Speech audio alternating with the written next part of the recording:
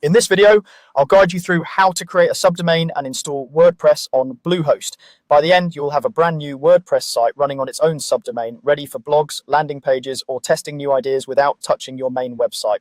First, let's quickly clarify what a subdomain is. If your main site is example.com, a subdomain might be blog.example.com or store.example.com. It's still part of your main domain, but it acts like its own separate site, which is perfect for organizing different sections of your online presence.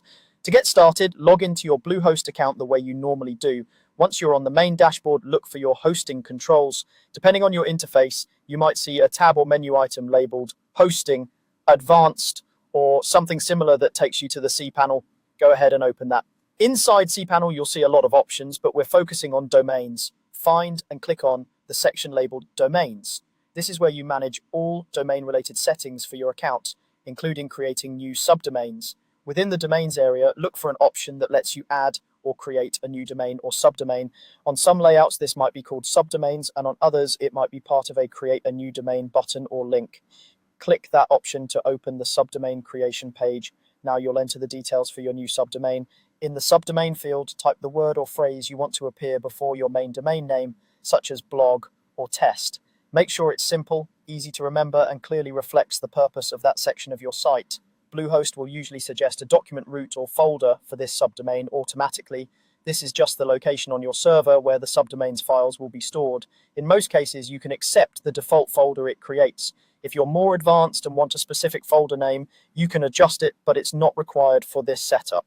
Once you're happy with the subdomain name and the folder location, confirm and create the subdomain. The system will take a few moments to set it up. After it's created, you should see it listed among your domains or subdomains in that same section. Now that your subdomain exists, it's time to connect it to a WordPress site. From your Bluehost dashboard, go back to the main control panel or home area if needed. Look for the section that handles website installations or WordPress specifically. On Bluehost, there's usually a clear option like My Sites or a WordPress icon that opens the WordPress installation tools. Choose the option to create or install a new site. When prompted to select a domain, open the drop-down list and choose the subdomain you just created, such as blog.example.com.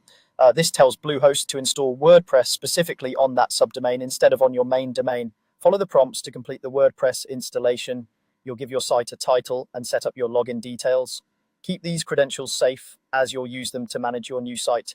After the installation finishes, you'll be able to access your WordPress dashboard by going to your subdomain's admin address in your browser, and that's it. You've created a subdomain in Bluehost and connected it to a fresh WordPress installation, giving you a separate, organized space to build whatever you like.